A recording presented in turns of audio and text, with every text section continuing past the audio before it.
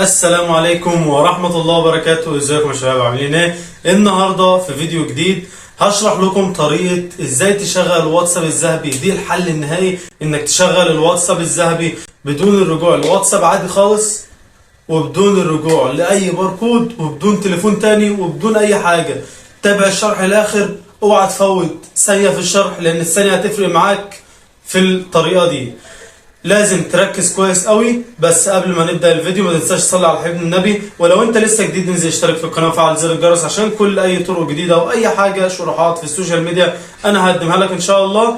ولو انت موجود معانا ومن متابعينا ما تنساش تضغط اللايك وتكتب لنا ايه رأيك في الفيديو والجودة في الكومنتات. يلا بينا ندخل على الفيديو. ما تنساش تصلي على حبيب النبي، ولو انت مش مشترك في القناة انزل اشترك. يلا بينا.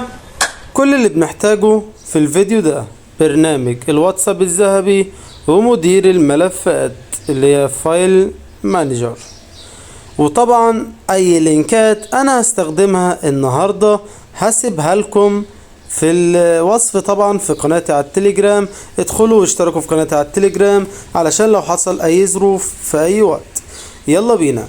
اول حاجة بندخل على طبعا الطريقة دي هتخلينا قبل ما نبدأ الفيديو، طيب وهنقول لكم الطريقة دي هتخلينا يا اما هنضحي بالشتات والجروبات اللي عندنا، علشان كده لو مضحناش بيهم هي مش هتفتح عندكم، فانا بعرفكم الجديد.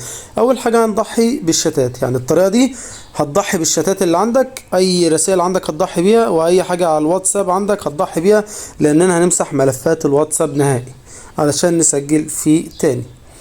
تمام يا شباب؟ اول حاجة هنضحي بالملفات، فاحنا هنعمل ايه؟ هنيجي على الواتساب ده ونعمل اب انفو. تمام يا شباب؟ وهتيجي على ستورج دي وتعمل كلير داتا اللي هي مسح البيانات، او يعني ستورج دي هتلاقي عندكم معنى التخزين اللي هي اول واحدة.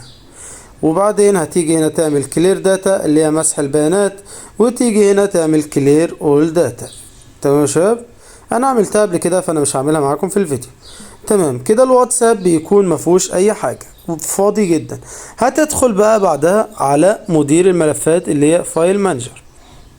بعد ما ندخل مع بعض على مدير الملفات هنعمل ايه بالظبط؟ هندخل على كلمة اندرويد اللي هي دي يا شباب، اللي هي دي. ندخل على كلمة اندرويد وبعدين ميديا. تمام يا شباب؟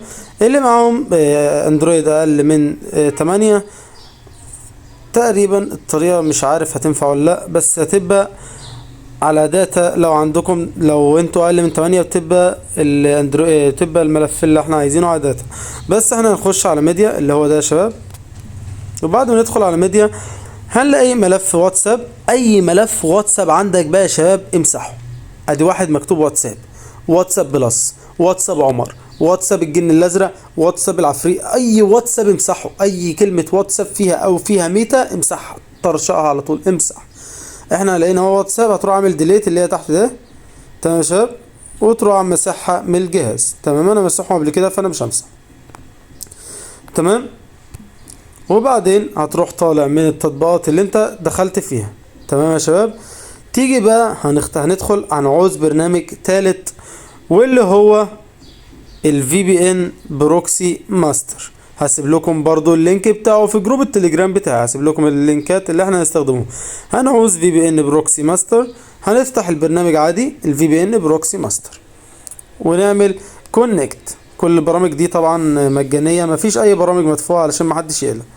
وبعد ما تعمل كونكت يا شباب كده لازم تستخدم ده علشان الطريقة دي تنفع معاك. لازم تستخدم ولازم تتابع الشرح من الاول لاخر. اول ما يجيب لك اعلان يعني، او يقول لك اي حاجة اللي هو اشتغلت يعني، هتروح هنحتاج تطبيق كمان اللي هو ناسخ التطبيقات او ايا كان اسمه ايه. فاحنا اهو انا محمل برنامج ديول سبيس لايت، هتلاقوا برضو اللينك بتاعه في التليجرام. هندخل على الديول سبيس لايت وهنيجي هنا هنعمل له ديليت وديليت وديليت وبعدين نضغطه هنا ونجيبوه تاني يا شباب. نجيبوه من اول وجديد عادي جدا.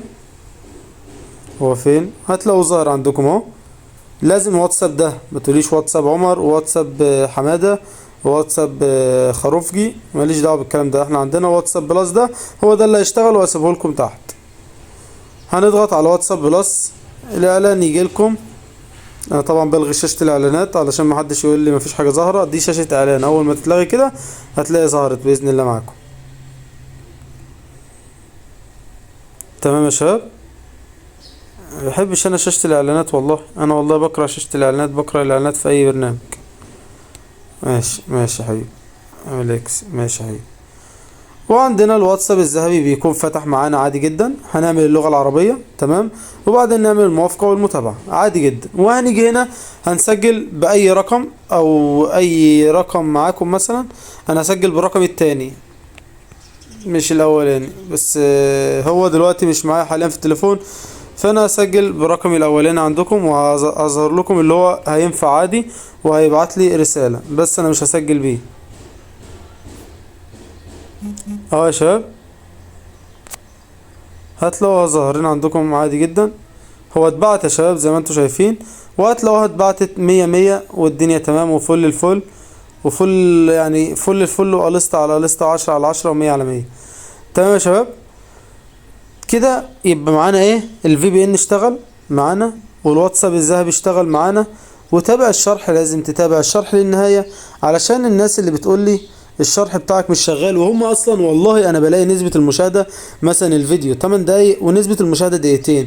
هو ما ينفعش يا شباب الاقي نسبة المشاهدة دقيقتين والفيديو 8 دقايق، ما كده الشرح ما نفعش معاك، لان انت ما شفتش الفيديو للاخر.